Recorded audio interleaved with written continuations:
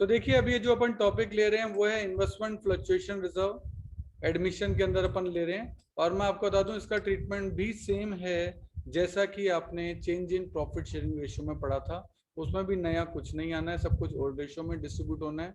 इसके लिए हम इलस्ट्रेशन ले रहे हैं 56, कुछ बुक्स में ये 57 भी है, देख सकते हैं। एबीसी 3 पार्टनर है, 3:1, 3:1 आपका ओल्ड रेशियो हो गया और यही काम आएगा। डिसाइड टू एडमिट डी 1/5 के लिए आया और जो एक्सट्रैक्ट ऑफ बैलेंस शीट है वो जो दे रखा है लाइबिलिटीज के अंदर आपका इन्वेस्टमेंट फ्लक्चुएशन रिजर्व दे रखा है 30,000, जबकि इन्वेस्टमेंट की जो कॉस्ट है वो आपकी है 5 लाख।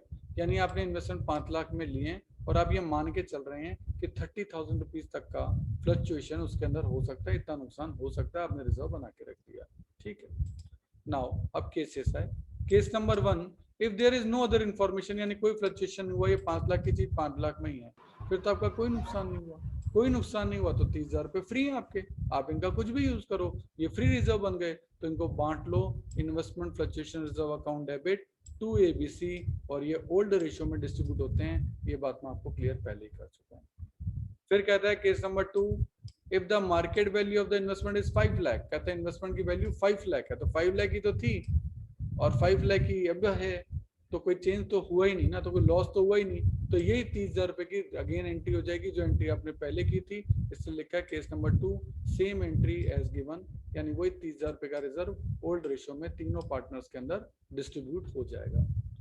केस नंबर 3 में कहता है if the market value of investment is 482, अब 5 लाख के इन्वेस्टमेंट की वैल्यू 482 हो गई, यानी 18,000 रुपए से आपके इन्वेस्टमेंट की वैल्यू कम हो गई। ध्यान देना, 18,000 रुपए से आपके इन्वेस्टमेंट की वैल्यू कम हो गई। तो अब क्या एंट्री करेंगे, ध्यान देना, इन्वेस्टमेंट फ्लक्चुएशन रिजर्व को आप, ये केस नंबर 3 है, डेबिट तो करेंगे 30 से, उससे 18,000 रुपए क्रेडिट कर दो इन्वेस्टमेंट, क्योंकि इन्वेस्टमेंट आपके 18,000 रुपए कम हो गए।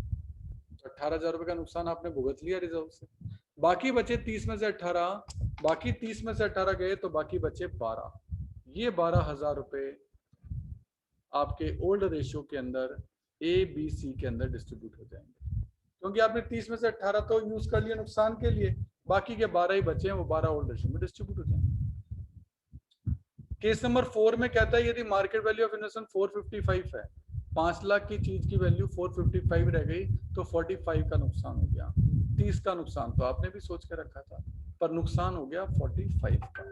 तो ध्यान दें, 30 का नुकसान तो आपने सोच के रखा ही था, लेकिन इन्वेस्टमेंट क्रेडिट हो गया 45, तो बैलेंसिंग पर में 15,000 का लॉस हो गया, और ये लॉस आप चार्ज करेंगे रीवैल्यूएशन अकाउंट से। तो 15,000 का लॉस आपने रीवैल्यूएशन से चार्ज कर लिया, बाद में यही रिवैल्यूएशन डिस्ट्रीब्यूट हो जाएगा ए बी सी के अंदर ओल्ड रेशियो में, तो 15,000 रुपए आपके ओल्ड रेशियो में ABC account debit to revaluation आपका हो जाएगा। और लास्ट केस, केस नंबर 5 है, यदि मार्केट वैल्यू ऑफ इन्वेस्टमेंट 524 है, यानी ये जो 5 लाख की चीज थी अब 524 है, यानी इसकी वैल्यू तो बढ़ गई, तो आपको 24,000 रुपए का फायदा हो गया। उल्टा ये 30,000 रुपए जो आपने मान रखा था वो भी आपका कुछ नहीं हुआ उस पर इफेक्ट, वो भी आपके लिए फायदा है, वो भी डिस्ट्रीब्यूट कर लो। तो सबसे पहले तो वो 30,000 रुपए जो हैं उनको ओल्ड रेशियो में आप डिस्ट्रीब्यूट कर लो।